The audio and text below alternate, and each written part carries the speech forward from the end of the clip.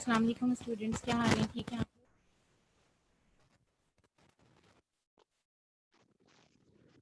वालेकुम अस्सलाम जी।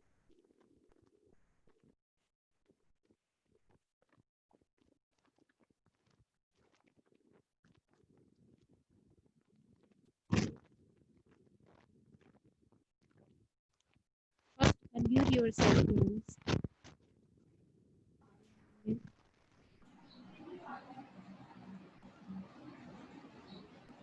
अस्सलाम वालेकुम मिस।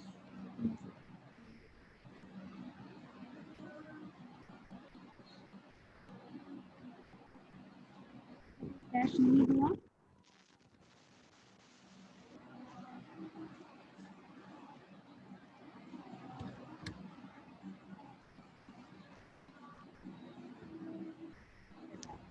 वेलकम बैक मिसबा, क्या हाल है? ठीक हो?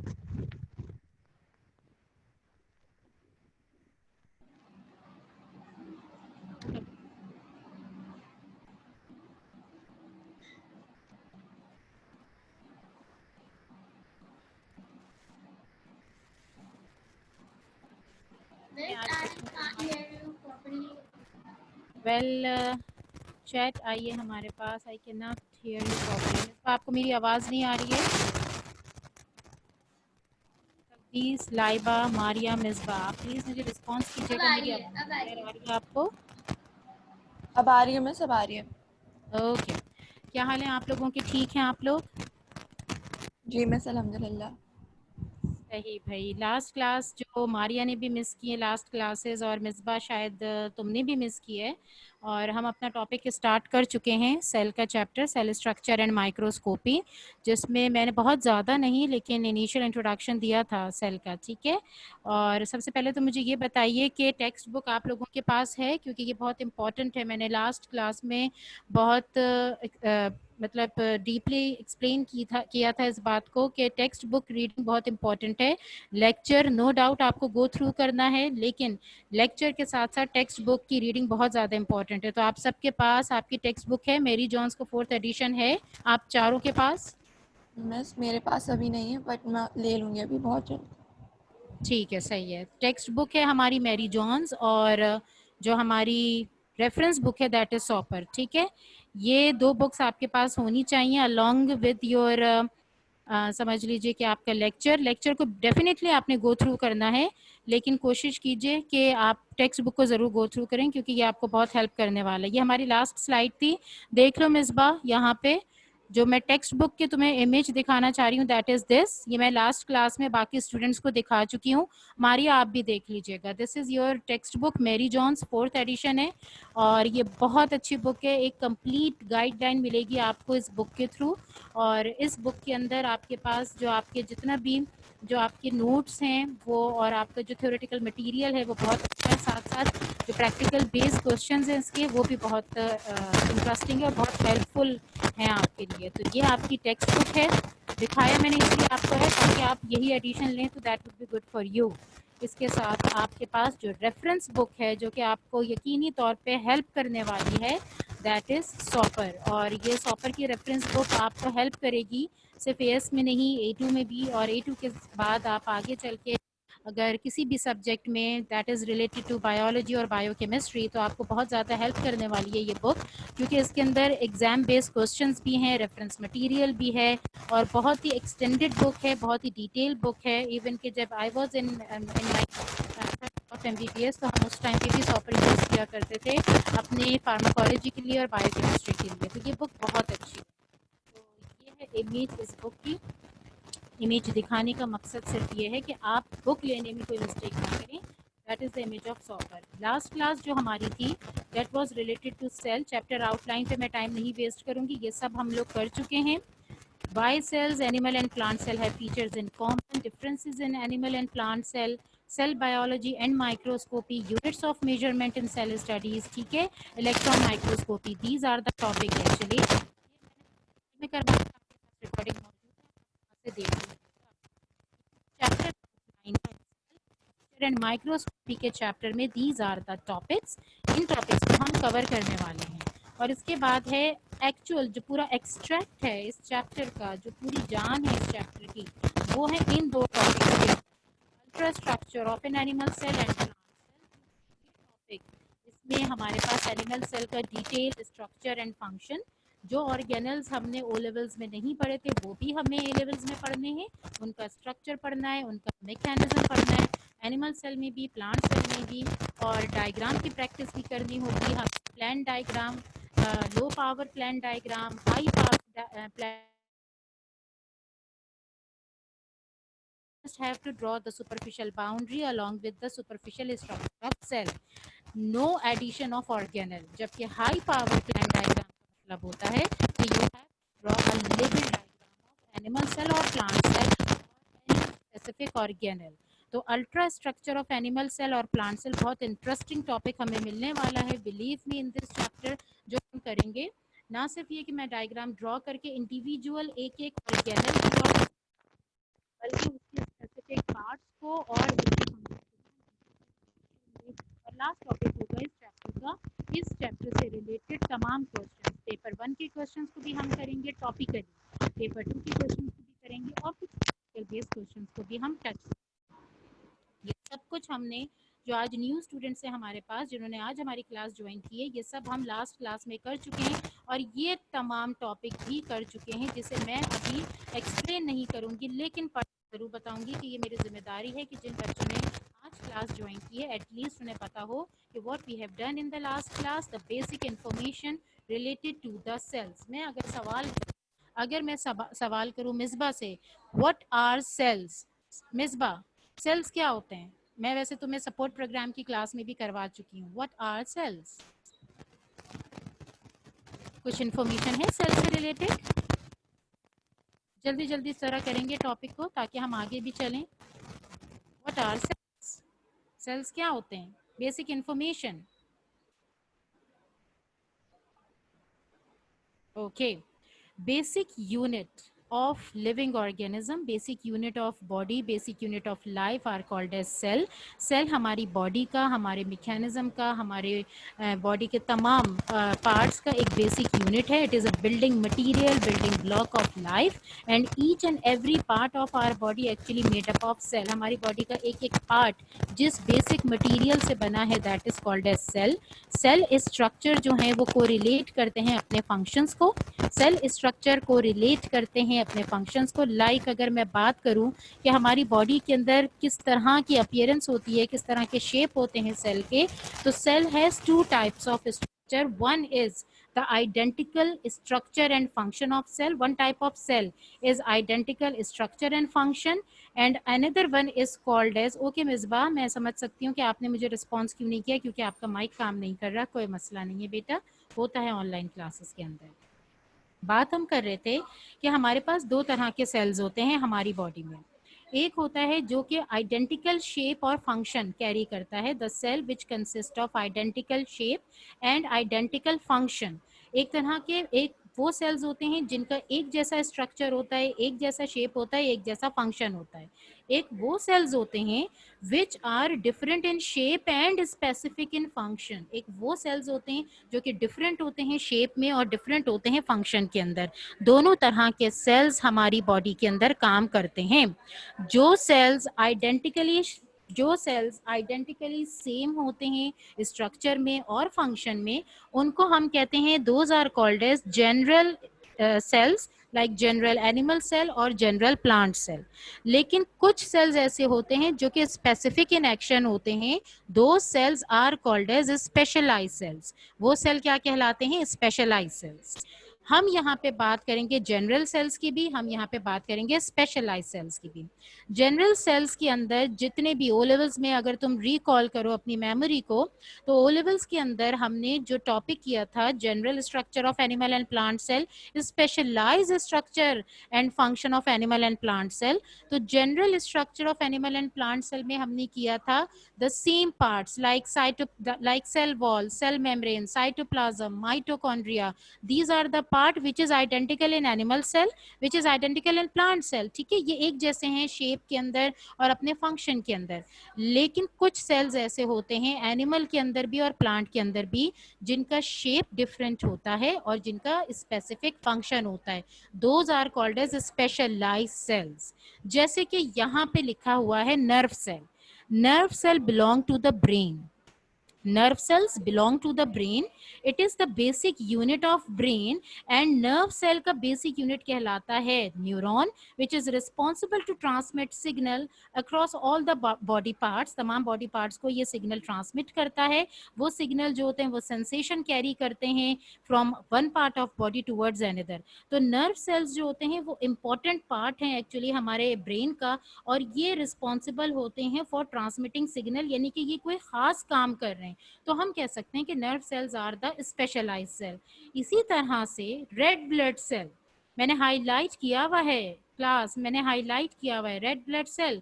दे आर रिस्पॉन्सिबल टू ट्रांसमिट और to carry oxygen to other parts of body. यानी कि रेड ब्लड सेल वो स्पेशलाइज सेल्स हैं जो कि हेल्पफुल होते हैं to carry oxygen to other parts of body. ये कैरी करते हैं ऑक्सीजन को to all the other parts of body. तो ये भी स्पेशलाइज सेल होगा क्योंकि इनका structure as compare to normal animal cell different है. एक नॉर्मल एनिमल सेल है जिसमें हमारे पास जी सेल मेम्ब्रेन है, साइटोप्लाज्म है, माइटोकॉन्ड्रिया, न्यूक्लियस है, ये सब है हमारे पास नॉर्मल एनिमल सेल में. लेकिन रेड ब्लड सेल के अंदर ये तमाम पार्ट्स हमारे पास मौजूद नहीं है. अगर हम रेड ब्लड सेल की पिक्चर देखें तो we just have the cell membrane and cytoplasm in RBC. तो यकीनन शेप डिफरेंट हुआ आरबीसी का with that of normal animal cell, और इसका काम भी डिफरेंट है. It is actually helpful to carry oxygen to all the other parts of body. इसने खुद को स्पेसिफाई कर दिया कि मैं ऑक्सीजनेटेड ब्लड ट्रांसपोर्ट करूंगा. तो ये भी एक स्पेशलाइज सेल हुआ. इसी तरह से वाइट ब्लड सेल्स हैं जो कि फ्यू इन नंबर्स हैं हमारी बॉडी के अंदर, and they are specifically function against different types of pathogens और डिजीज कॉजिंग ऑर्गेनिज्म. तो इसीलिए हम कहते हैं कि they are act as a defence mechanism, कि ये डिजीज के अगेंस्ट में काम करते हैं. तो सेल बताने का मकसद ये है कि ये बेसिक बिल्डिंग ब्लॉक है, एलिमेंट है हमारी बॉडी का. इसी के ऊपर हमारी बॉडी का पूरा स्ट्रक्चर और पूरा फंक्शन बेस करता है. सेल जो होते हैं वो आइडेंटिकल इन शेप भी होते हैं, आइडेंटिकल इन फंक्शन भी होते हैं. तो वो सेल कहलाते हैं जनरल सेल्स. जो सेल डिफरेंट इन शेप होते हैं, डिफरेंट इन फंक्शन होते हैं, those are called as specialized cells. ये स्लाइड क्लियर है? न्यू स्टूडेंट्स के लिए स्पेशली पूछ रही हूँ मैं. ये स्लाइड क्लियर है आप लोगों को?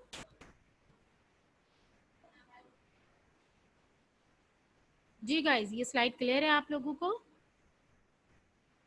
जी मिस. ओके. सो इसके बाद फिर हम जब नेक्स्ट क्लास में थे तो हम थे फिर सॉरी लास्ट क्लास में जो थे तो हम थे इस पॉइंट के ऊपर. यहाँ हमने अपनी क्लास एंड की थी कि सेल को हम कंसीडर कर सकते हैं as a small part of living protoplasm, यानी कि हम प्रोटोप्लाज्म का एक स्मॉल पार्ट सेल को कंसीडर कर सकते हैं. और मैंने आपको बड़ी डिटेल में बताया था कि प्रोटोप्लाज्म एक्चुअली, सबने मुझसे कहा कि जी भी प्रोटोप्लाज्म जो है वो एक पार्ट है जो कि सेल वॉल और सेल मेम्ब्रेन के साथ होता है, लेकिन नहीं. Protoplasm is a living layer. It acts like an envelope which covers cell wall and cell membrane superficially. Plant cell को सेल वॉल के बाहर जिस लिविंग लेयर ने कवर किया हुआ है दैट इज प्रोटोप्लाज्म. इसी तरह से एनिमल सेल को सेल मेम्ब्रेन के बाहर जिस लिविंग लेयर ने कवर किया हुआ है एज एन एनवेलप, वो कहलाता है protoplasm. Protoplasm is a living content. It is a living layer which actually responsible to show growth and development. क्योंकि सेल मेम्ब्रेन, सेल वॉल ये तो पैसेज है. It acts as a pathway जो कि अपने अंदर से एक्सचेंज ऑफ सब्सटेंसेस कर रहा है. साइटोप्लाज्म एक ऐसा केमिकल एरिया है, एक ऐसा केमिकल समझ लीजिए कि एक ऐसा केमिकल एरिया जहाँ पे केमिकल रिएक्शन हो रहा है. तो ये सब चीजें तो अपना मैकेनिज्म शो कर रही हैं, अपना फंक्शन शो कर रही हैं. लेकिन सेल की ग्रोथ एंड डेवलपमेंट जिस स्टेज पे शो हो रही है that is actually protoplasm. That is actually at the level of protoplasm. Protoplasm is a living layer which covers individually plant cell and animal cell both. So हम ये कह सकते हैं कि अगर हम सेल को कहें कि cell is a small unit और cell consider as a small part of protoplasm, तो ये कहना गलत नहीं होगा क्योंकि सेल भी एक लिविंग मटेरियल है, सेल भी एक लिविंग स्टेट है और प्रोटोप्लाज्म भी एक लिविंग स्टेट है. इसके बाद for today's lecture protoplasm is a living material surrounded by plasma membrane and cell membrane. अभी मैंने आपको बताया कि प्रोटोप्लाज्म एक ऐसा लिविंग लेयर, एक ऐसा लिविंग मटेरियल है जो कि सेल मेम्ब्रेन को बाहर से कवर करता है और सेल वॉल को भी बाहर से कवर करता है।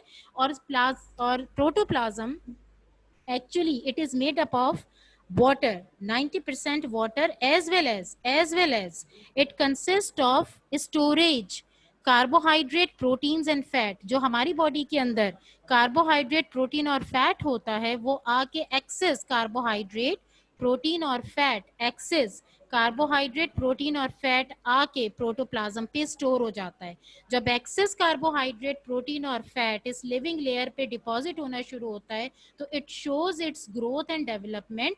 जब प्रोटोप्लाज्म ग्रो करता है तो अल्टीमेटली सेल खुद ब खुद ग्रो करने लगता है, डेवलप होने लगता है। और हमें ये बात मालूम है कि जब सेल ग्रो करता है तो ऑटोमेटिकली टिश्यूज, ऑर्गन और पूरा ऑर्गन सिस्टम डेवलप होना शुरू हो जाता है। तो सेल की ग्रोथ जिस चीज पे डिपेंड करती है, ए लेवल्स स्टूडेंट्स, सेल की ग्रोथ जिस चीज पे डिपेंड करती है that is actually the growth and development of protoplasm. Is that clear? Yes, ma'am. Okay. इसके बाद है इट कंट्रोल सेल्यूलर एक्टिविटीज। जैसे कि मैंने आपको बताया कि चूंकि लिविंग लेयर है, it is responsible to show its growth and development as well as, चूंकि सेल की ग्रोथ एंड डेवलपमेंट इस लेवल पे हो रही है तो जब सेल ग्रो और डेवलप हो रहा होता है तो खुद ब खुद सेल के इंटरनली साइटोप्लाज्म के लेवल पे केमिकल रिएक्शंस होते हैं। जब केमिकल रिएक्शंस होते हैं तो अल्टीमेटली सेलुलर एक्टिविटीज कंट्रोल होना शुरू हो जाती हैं। अब सवाल ये पैदा होता है जो तुम्हारे जहन में आ रहा होगा कि what is the basic difference between cytoplasm and protoplasm. Cytoplasm और प्रोटोप्लाज्म का बेसिक डिफरेंस क्या है? साइटोप्लाज्म और प्रोटोप्लाज्म का डिफरेंस क्या है ये देखें। साइटोप्लाज्म कहते हैं the content inside cell membrane excluding nucleus. Cytoplasm is a gel like consistency. हम सबको पता है, if you recall your memory regarding O levels studies, आपने अगर उस वक्त पढ़ा था और आपको याद हो कि साइटोप्लाज्म के लिए हम बार बार ये बात करते रहे हैं पिछले सालों में, मैं या आपके दूसरे टीचर्स, कि cytoplasm is a gel like consistency which behaves like a floor inside the cell membrane of animal cell and plant cell। और ये gel like area actually contain करता है तमाम अदर पार्ट्स ऑफ सेल को, like other parts of cell, nucleus है और mitochondria है, vacuole है, ये तमाम चीज़ें मौजूद होती हैं साइटोप्लाज्म पे। तो साइटोप्लाज्म अपने अंदर तमाम पार्ट्स को कंटेन करता है एक्सक्लूडिंग न्यूक्लियस, क्योंकि nucleus itself is a master part, itself is a master organelle. तो साइटोप्लाज्म कहते हैं the content, the parts which occurs inside the cell membrane which is present inside the cell membrane of a cell. जबकि protoplasm कहते हैं it consist of cytoplasm, cell organelle and nucleus also. मैंने highlight किया हुआ है protoplasm में nucleus को, A levels students, मैंने प्रोटोप्लाज्म में हाईलाइट किया हुआ है न्यूक्लियस को। आप देखिएगा, protoplasm is a living layer, मेरी बात यहाँ पे प्रूफ हो रही है।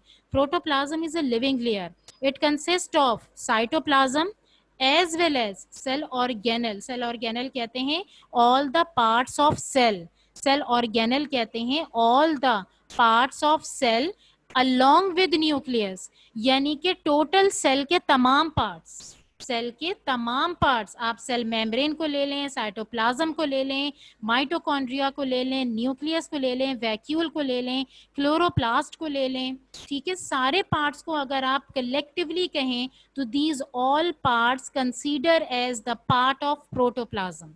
तो प्रोटोप्लाज्म कहते हैं होल सोल तमाम सेल के पार्ट्स को, जबकि साइटोप्लाज्म कहा जाता है सेल मेम्ब्रेन के अंदर लाई करने वाले एरियाज को एक्सेप्ट ऑफ न्यूक्लियस। यहाँ पे ये डिफरेंस क्लियर है आप सबको? यहाँ ये डिफरेंस क्लियर है आप सबको स्टूडेंट्स? जी ma'am. Okay, then we have to move on. मैं आप लोगों से बार बार इसीलिए कम्युनिकेट करती हूँ क्योंकि कम्युनिकेशन का एक वाहिद जरिया है ऑनलाइन क्लास, हमारी जूम की क्लासेस। तो अगर आप मुझे रिस्पॉन्स करेंगे तो मुझे पता चलेगा कि बच्चों की अंडरस्टैंडिंग हो रही है। अगर आप मुझे नहीं करेंगे तो ऑफ कोर्स मैं नहीं अंडरस्टैंड कर सकूंगी, हमारी स्लाइड्स चलती रहेंगी, हमारा टॉपिक एंड हो जाएगा, लेकिन आप लोग वहीं खड़े के खड़े रह जाएंगे। तो जब जब मैं आप लोगों से फीडबैक लिया करूं तो you have to tell me कि आपको समझ आया या नहीं समझ आया। मैंने आपको इनिशियली बताया कि सेल क्या होते हैं, सेल के अंदर साइटोप्लाज्म प्रोटोप्लाज्म क्या है, इसका बेसिक डिफरेंस, और प्रोटोप्लाज्म एक्चुअल किसको कहा जाता है। अब मैं डायरेक्ट टाइप्स पे नहीं आ रही, यहाँ समझना बात को, यहाँ समझना बात को। I am not going to describe you types of cell over here, यहाँ मैं आ रही हूँ क्लासिफिकेशन ऑफ सेल्स पे। क्लासिफिकेशन ऑफ सेल, हम सेल को किस तरह क्लासिफाई करते हैं। सेल को क्लासिफाई करने के लिए ऑर्गेनिजम्स को क्लासिफाई करना जरूरी है, ऑर्गेनिजम्स को क्लासिफाई करना जरूरी है। As you guys already know कि ऑर्गेनिजम्स कौन होते हैं, लिविंग बीइंग। ऑर्गेनिजम्स कौन होते हैं, लिविंग बीइंग। ये जो जितना आपको फ्लो चार्ट में नजर आ रहे हैं, ये तमाम के तमाम, ये तमाम आपको लिविंग बीइंग जो नजर आ रहे हैं, these are actually the part of organism. Organism कहते हैं लिविंग बीइंग को, which consist of these categories. अब क्लासिफिकेशन ऑफ सेल के लिए सबसे पहले तो we have a number of organisms, उनको समझना जरूरी है। ऑर्गेनिजम्स हमारे पास मेजर 2 टाइप्स के होते हैं। जैसे कि टाइप्स ऑफ सेल को अगर मैं तुमसे पूछूं तो तुम लोग फौरन से मुझे रिस्पॉन्स करोगे कि there are 2 types of cells, animal cells, plant cell, फौरन रिस्पॉन्स करोगे। तो इसी तरह से आपको पता होना चाहिए कि what are the types of organisms we have, what are the types of living being we have. हमारे पास ऑर्गेनिजम्स कितने टाइप के हैं इस पूरी दुनिया में, we have 2 types of organism. One is called as prokaryotic organism, I repeat, one is called as prokaryotic organism, another one is called as eukaryotic organism. One is called as prokaryotic organism, another one is called as eukaryotic organism. अब बड़े मुश्किल से word लग रहे होंगे ना कि क्या है ये प्रोकैरियोटिक, या प्रोकैरियोट्स क्या होते हैं, यूकैरियोट्स क्या होते हैं। तो हमने इनको मजीद क्लासिफाई कर दिया है ताकि आप आसानी से समझ सकें। प्रोकैरियोट कहा जाता है सिंगल सेल ऑर्गेनिज्म को, प्रोकैरियोट कहा जाता है सिंगल सेल ऑर्गेनिजम्स को, यानी कि वो ऑर्गेनिज्म जो कि सिर्फ एक सेल से बने हुए हों, वो ऑर्गेनिज्म जो एक सेल से बने हुए हों। और मेरे ख्याल में आप सबको आइडिया होगा कि if an organism is made up of, if an organism is made up of single cell, the organism must be seen in microscope or not। क्या आप मुझे इसका जवाब देंगे कि अगर कोई ऑर्गेनिज्म सिंगल सेल से बना है तो क्या हम उसे माइक्रोस्कोप में देखेंगे या नहीं, या वो हमें नेकेड आई से नजर आ जाएंगे? क्या मुझे कोई जवाब देना चाहेगा? Yes, Microscope. that single cell organism must be seen through microscope, whatever the type of microscope, like compound microscope or electron microscope। जिस माइक्रोस्कोप से भी हम देखना चाहें, it depends upon our wish कि हम उसको किस मैग्निफिकेशन पे देखना चाहते हैं, हम उसे सुपरफिशियली देखना चाहते हैं, हम उसे डीपली ऑब्जर्व करना चाहते हैं, लेकिन देखना होगा हमें उसे माइक्रोस्कोप के थ्रू, क्योंकि सिंगल सेल ऑर्गेनिज्म सिर्फ माइक्रोस्कोप के थ्रू ही नजर आता है। तो ऑर्गेनिजम्स की क्लासिफिकेशन 2 टाइप्स की होती हैं, one is called as prokaryote, one is called as eukaryote. Prokaryote को मजीद हमने क्लासिफाई किया, उसको मजीद आसान किया।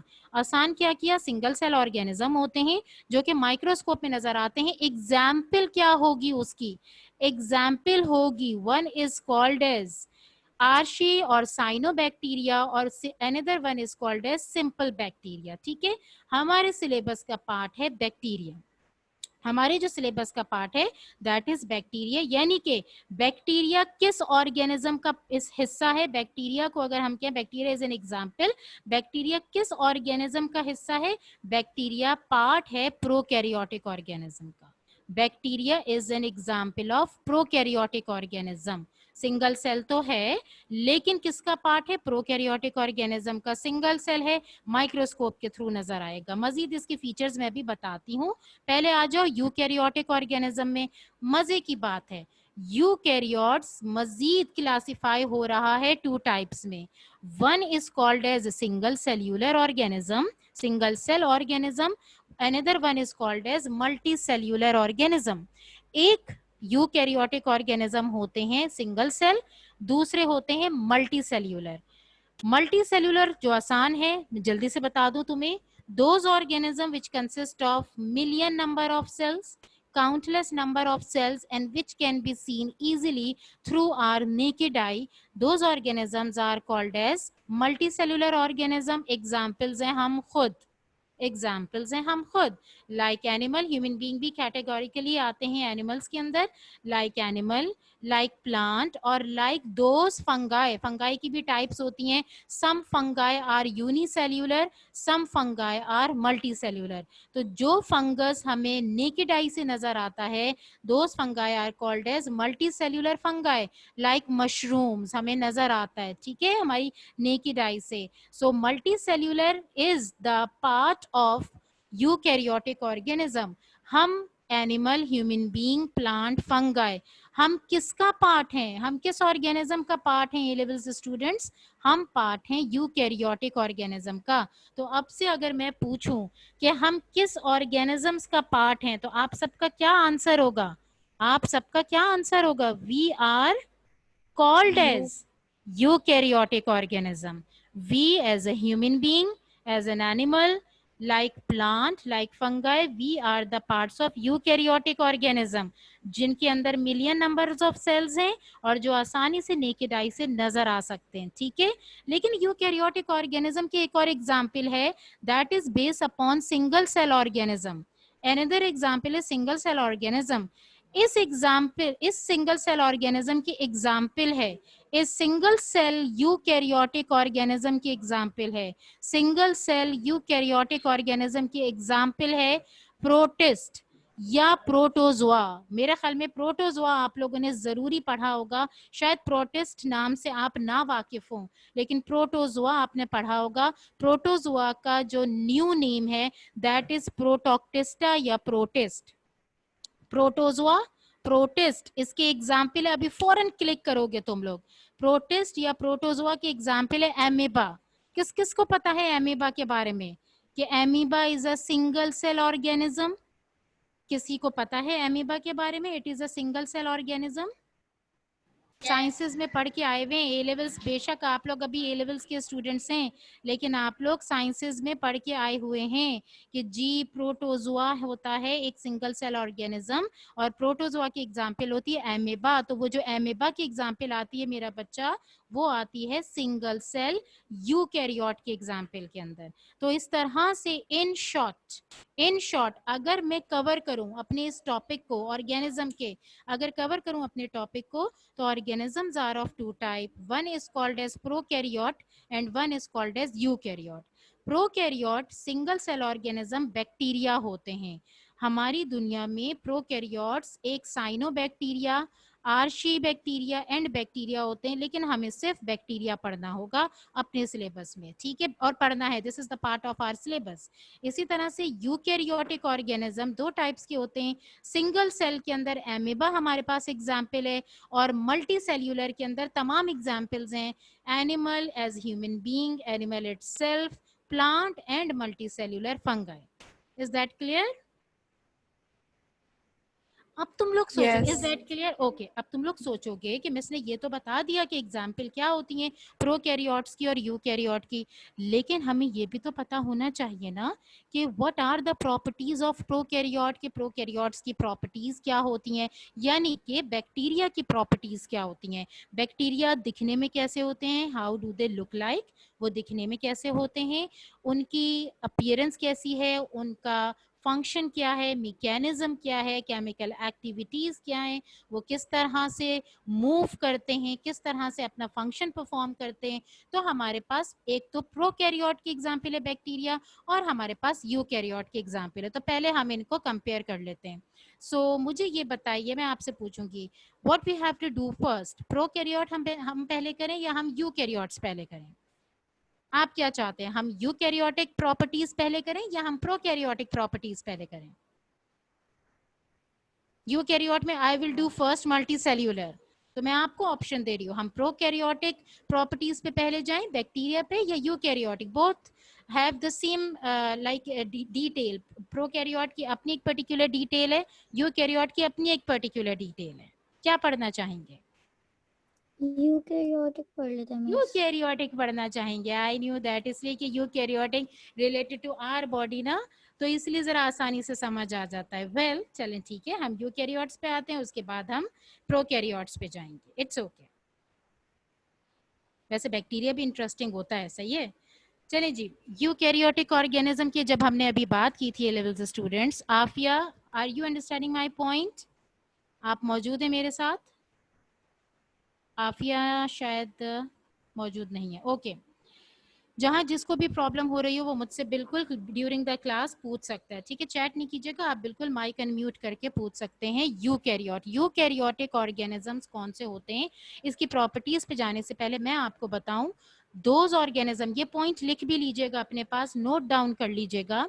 यूकैरियोट्स और eukaryotic organisms are those organisms, eukaryotes or eukaryotic organisms are those organisms which contain nucleus as well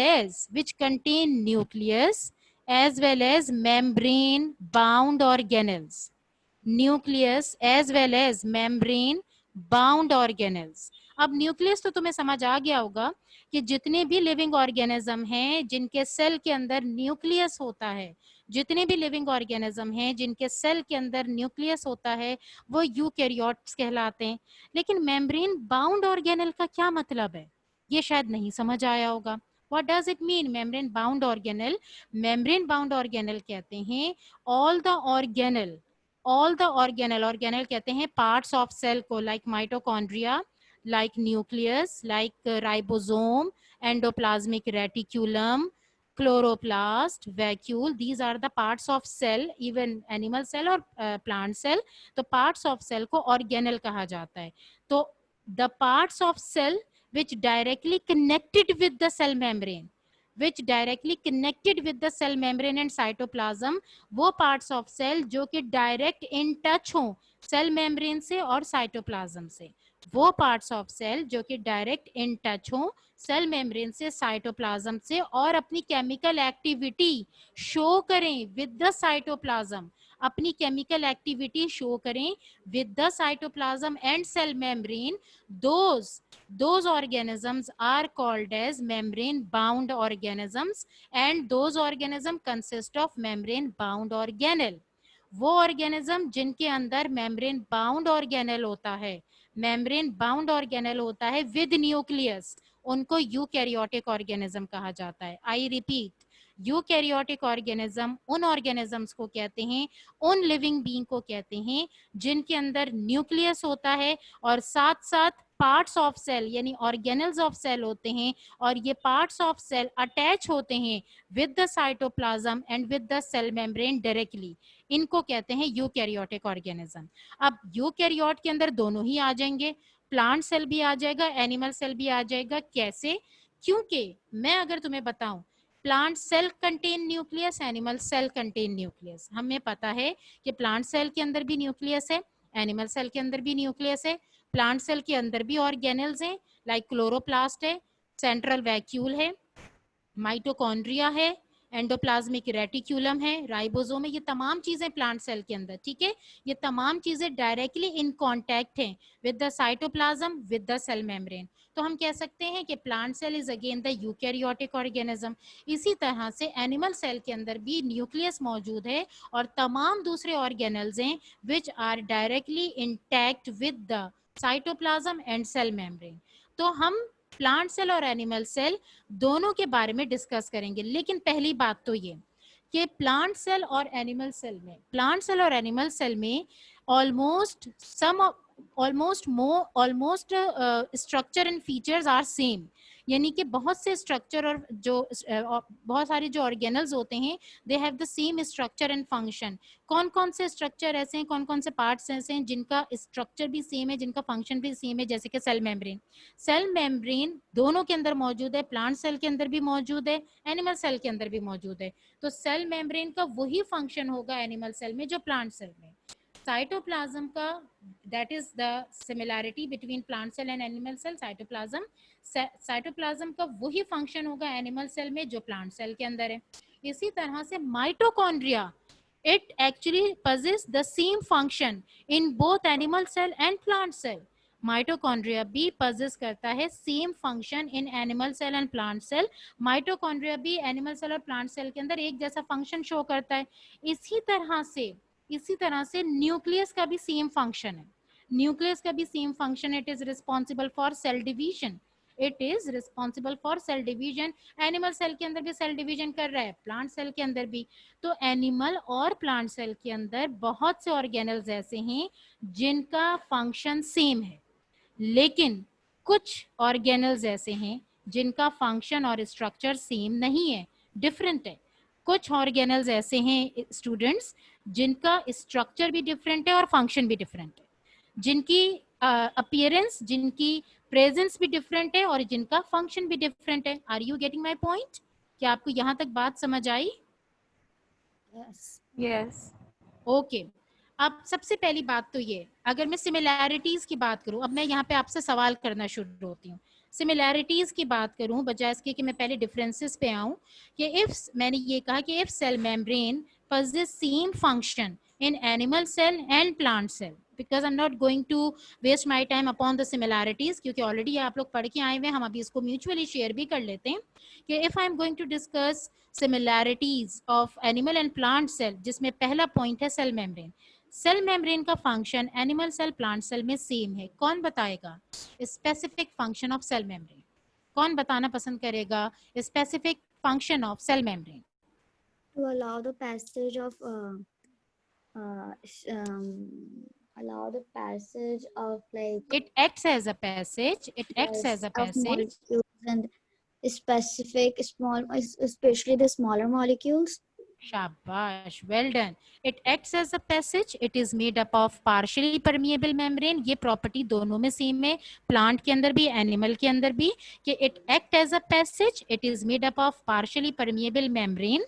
it allow selective small molecule, it allow selective small molecule to pass through it. इसके अंदर एक check and balance है, ये check करता है कि किस small size के मॉलिक्यूल को पास होना चाहिए और किसको नहीं पास होना चाहिए। तो चेक एंड बैलेंस का जो पैरामीटर है वो लगा हुआ है सेल मेम्ब्रेन पे, चाहे वो एनिमल सेल के अंदर हो चाहे वो प्लांट सेल के अंदर हो। और चूंकि सेल मेम्ब्रेन रिएक्टिविटी शो करता है, अपनी इन्वॉल्वमेंट शो करता है डायरेक्ट विद द साइटोप्लाज्म, क्योंकि साइटोप्लाज्म एक ऐसा एरिया है जहां केमिकल रिएक्शन होता है, तो cell membrane in direct contact है विद द साइटोप्लाज्म। इसीलिए हम सेल मेम्ब्रेन को डेड इन नेचर नहीं कहेंगे, इसीलिए हम सेल मेम्ब्रेन को डेड इन नेचर नहीं कहेंगे, because it act as a passage, it allow only selective but small size molecule to pass through it। ये bigger substances को क्रॉस नहीं होने देता, इसलिए क्रॉस नहीं होने देता because सेल मेम्ब्रेन, और it is called as plasma membrane, as you already no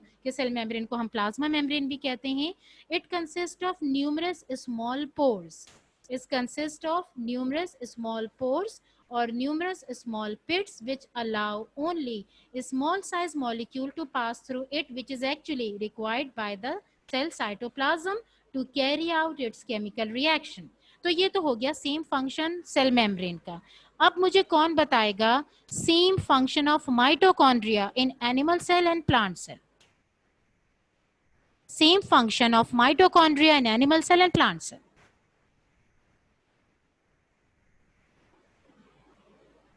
ji. Yes, aerobic Yes. respiration occurs in them. Excellent, aerobic respiration occurs inside the cell। और इसके अलावा एक और पॉइंट, एक बहुत ही वैलिड पॉइंट, एरोबिक रेस्पिरेशन के साथ साथ it is responsible to produce energy because it acts as a powerhouse of cell। क्या मैं सही कह रही हूँ? It act as a powerhouse of cell। ये पावर हाउस कहलाता है सेल का। it is responsible to produce energy and the chemical name of energy is, the chemical name of energy is, मैं भूल रही हूँ क्या है केमिकल नेम एनर्जी का? शाबाश बेटा, excellent, ATP। The chemical name of energy is ATP. Actually जो आपने एरोबिक रेस्पिरेशन की बात की बेटा, उस एरोबिक रेस्पिरेशन के लिए जो एनर्जी चाहिए वही माइटोकॉन्ड्रिया प्रोड्यूस करता है in the form of ATP.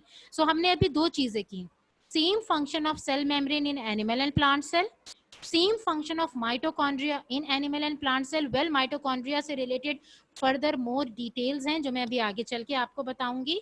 उसके बाद आइए same function of nucleus in animal and plant cell, general, अभी स्पेसिफिक फंक्शन की बात नहीं हो रही न्यूक्लियस की, वो थोड़ा सा डिफरेंट है, लेकिन अगर जनरल फंक्शन की बात करूं which is identical in animal and plant cell, general function of nucleus which is identical in animal and plant cell.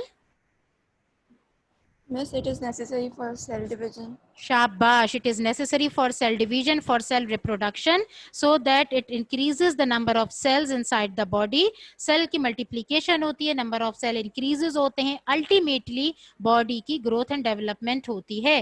साथ ही साथ nucleus is also responsible internally to transmit its which material from parent cell to daughter cell? Transmits its DNA? genetic material. Yes, genetic material, to transmit its genetic material from parent cell to daughter cell. ये भी आपकी similarity हो गई। और किस चीज में similarity आएगी जी? माइटोकॉन्ड्रिया हो गया और सेल मेम्ब्रेन हो गया, न्यूक्लियस हो गया, again cytoplasm is a similarity between animal and plant cell because it is gel like consistency, it acts as a floor, it act as a floor, gel like floor, which consists of all the organelle, and this is actually the part where all the chemical reactions take place.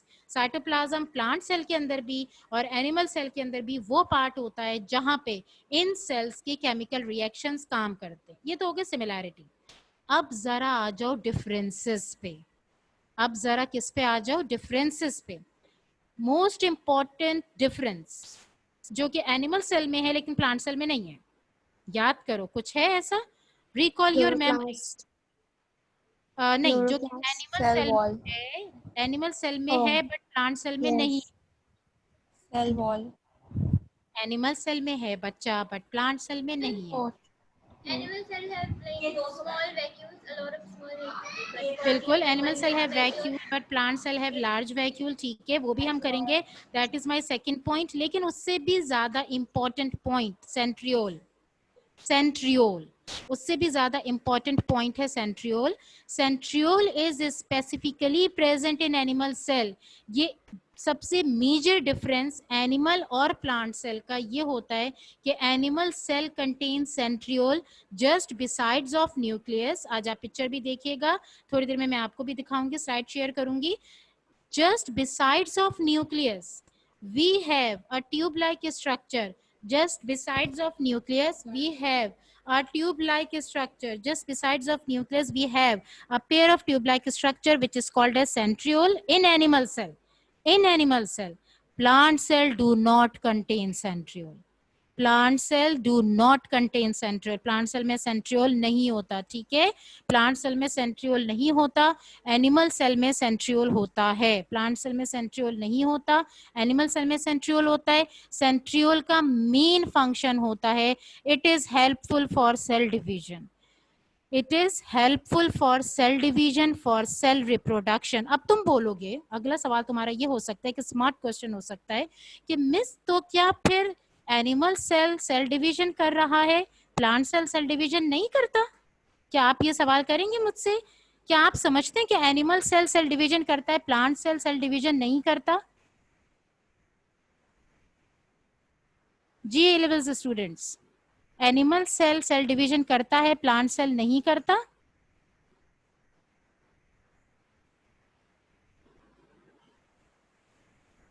So anybody there? जी बेटा, क्या plant cell divide होता है? Plant cell में reproduction होती है? Yes. होती है, लेकिन प्लांट सेल में तो सेंट्रियोल होता ही नहीं है। इसका क्या मतलब हुआ, मैं समझाती हूँ। देखो, एनिमल सेल में तो सेंट्रियोल है, सो एनिमल सेल एक प्रॉपर तरीके से सेल डिवीजन के प्रोसेस के थ्रू, सेल साइकिल के प्रोसेस के थ्रू अपने अंदर सेक्सुअल और एसेक्सुअल रिप्रोडक्शन करेगा। लेकिन प्लांट सेल के अंदर भी होती है, प्लांट सेल के अंदर भी सेल डिवीजन होती है, सेल की रिप्रोडक्शन होती है, प्लांट सेल के अंदर भी होती है, but due to a slight difference because plant cell do not contain centriole. Plant cell के अंदर सेंट्रियोल नहीं होता. अगर सेंट्रियोल नहीं होता तो प्लांट सेल के अंदर some other structure, some other mechanisms होते होंगे जो कि रिस्पॉन्सिबल होते होंगे to carry out cell division. तो वो क्या मैकेनिज्म है, वो कौन से स्ट्रक्चर हैं जो कि हेल्पफुल होते हैं प्लांट सेल को सेल डिवीजन करने के लिए, we will discuss it on later. उसको हम बाद में डिस्कस करेंगे.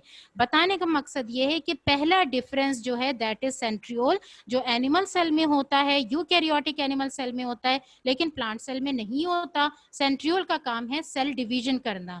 एनिमल सेल में तो सेल डिवीजन कर रहा है, प्लांट सेल के अंदर सेंट्रियोल नहीं है, लेकिन प्लांट सेल फिर भी सेल की डिवीजन करेंगे, लेकिन किसी और तरीके से करेंगे, वो हम करेंगे बाद में डिस्कस. अब आइए cell wall. Cell wall second major difference है between animal and plant cell. Cell wall आपको सबको पता है, it is made up of complex carbohydrate. Cell wall बना है एक कॉम्प्लेक्स कार्बोहाइड्रेट से. Cell wall is made up of cellulose fiber. As you guys already know कि cellulose is example of polysaccharide. वो levels में आप लोग पढ़ के आए हुए. Cellulose is example of polysaccharide. और polysaccharide किसकी ब्रांच है, किस न्यूट्रिएंट की ब्रांच है polysaccharide? Carbohydrate. Yes, complex carbohydrate की ब्रांच है पॉलीसैकेराइड, और पॉलीसैकेराइड की एग्जांपल है cellulose. Cellulose fibres are quite strong in nature. इस सेल्यूलोज फाइबर से सेल वॉल बनी है. Cell wall is a major difference between animal and plant cell. It acts as a fully permeable membrane, but it is dead in nature. क्यों dead in nature है? क्योंकि इसके अंदर कोई barrier नहीं है, कोई चेक एंड बैलेंस नहीं है. ये अपने अंदर से तमाम के तमाम सब्सटेंसेस को, तमाम मॉलिक्यूल को पास करता है, अलाउ करता है कि वो तमाम चीजें, तमाम मिनरल आयन, तमाम सब्सटेंसेस एंटर हो जाएं प्लांट सेल के अंदर. इसीलिए it is made up of fully permeable membrane. और चूंकि फुली परमिएबल मेम्ब्रेन है, बड़े बड़े से पोर्स होते हैं, इसमें से तमाम के तमाम मिनरल आयन इजीली क्रॉस होके एंटर हो जाते हैं प्लांट सेल के अंदर. लेकिन जैसे प्लांट सेल के अंदर एंटर होंगे, आगे चल के उन्हें कौन रोक लेगा? कौन रोक लेगा आगे चल के उन्हें? तो शाबाश, सेल वॉल के थ्रू तो एंटर हो गए, सारी चीजें एंटर हो गई. Because cell wall is dead in nature, it is fully permeable membrane, it allow all the substances और mineral ion to pass through it. कोई चेक एंड बैलेंस नहीं है इसके अंदर. No chemical reactions occur in the cell wall, क्योंकि dead है तो कोई केमिकल रिएक्शन भी नहीं होता. It is just a pathway, it is just a passage. लेकिन आगे चल के जो चीज रोकती है, आगे चल के जो चीज रोकती है दैट इज सेल मेम्ब्रेन. आगे चल के जो चीज रोकती है दैट इज सेल मेम्ब्रेन. ठीक है, और सेल मेम्ब्रेन जो है वो बेसिकली बैरियर के तौर पे काम करती है. सेकंड मेजर डिफरेंस है. थर्ड मेजर डिफरेंस, अच्छा, सेल वॉल को अगर हम कंटिन्यू करें तो उसकी सिग्निफिकेंस क्या है, सबको पता है. Cell wall gives definite shape and strength to the plant cell because it is made up of cellulose fibre. Students, because cell wall is made up of cellulose fibre, चूंकि cell wall cellulose fibre से बनी हुई है, इसीलिए it is responsible to maintain a proper shape to the plant cell. ना सिर्फ ये कि प्लांट सेल की शेप को मेंटेन करता है, बल्कि साथ साथ प्लांट सेल की स्टेबिलिटी को भी मेंटेन करता है. ना सिर्फ ये कि शेप को मेंटेन करता है, बल्कि प्लांट सेल की स्टेबिलिटी को भी मेंटेन करता है सेल वॉल. ठीक है, ये तो हो गया सेकेंड मेजर डिफरेंस. अब आइए थर्ड मेजर डिफरेंस पे. थर्ड मेजर डिफरेंस है plasmodesmata. Plasmodesmata, what is plasmodesmata? ये एक नई चीज है तुम लोगों के लिए, by the way. Eukaryotic plant cell के अंदर narrow thread of cytoplasm that passes through the cell wall of adjacent plant cell and allow communication between them. अब ये तो थोड़ी मुश्किल सी लाइन लग रही होगी ना तुम लोगों को कि ये क्या बता रही है मिस, के ये लाइक कुछ है. तो मैं आपको इसको आसान करके बताती हूँ. देखो, through this diagram, plasmodesmata is just a channel or a pore. One plant cell communicate with another plant cell through this channel. Plasmodesmata is a pore और अ चैनल. प्लाज्मोडेस्माटा क्या है? एक पोर है, एक चैनल है, जो कि कम्युनिकेट करता है at a time one plant cell को टू द अनदर. जो कि कम्युनिकेट करता है वन प्लांट सेल को टू द अनदर इस पोर को, इस चैनल को कहते हैं प्लाज्मोडेस्माटा। इस चैनल को, इस पोर को कहते हैं प्लाज्मोडेस्माटा। इसका काम यह होता है कि it communicate one plant cell, ये देखो मेरा पॉइंटर देखो, it communicate one plant cell to another plant cell, because आगे चल के अभी तुम्हें पता चलेगा कि through this cytoplasm and through this vacuole, through this cytoplasm and through this vacuole, substances may exchange from one plant cell to another. Cytoplasm और vacuole के थ्रू एक प्लांट सेल से सब्सटेंस दूसरे प्लांट सेल के अंदर transfer होता है, exchange होता है। तो ट्रांसफर और एक्सचेंज किसी ना किसी मीडियम के थ्रू होगा, किसी ना किसी डोर के थ्रू होगा, किसी ना किसी पैसेज के थ्रू होगा। वो पैसेज, वो चैनल, वो पोर जो एक प्लांट सेल को दूसरे प्लांट सेल से इंटरकनेक्ट करता है, उस चैनल को, उस पोर को कहा जाता है प्लाज्मोडेस्माटा। ये एक मेजर डिफरेंस है प्लांट सेल का to the animal cell, eukaryotic plant cell का to the animal cell. Plasmodesmata is not being present in animal cell. यहां तक बात समझ आई ए लेवल स्टूडेंट्स आपको? जी। यस। अच्छा, यहाँ पे कोई क्वेरी, कोई सवाल है आपका? मैं रिपीट करूंगी लास्ट स्लाइड को यहाँ पे, ताकि आप देख लें कि अगर कोई क्वेश्चन है आपका तो आप मुझसे कर लें। मैं यहाँ पे रिपीट करूंगी इस वाली स्लाइड को कि हमने किया आज रिव्यू किया लास्ट स्लाइड को न्यू स्टूडेंट्स के लिए, और उसके बाद हमने आइडेंटिकल फीचर्स किए, और उसके बाद हमने डिफरेंसेस किए।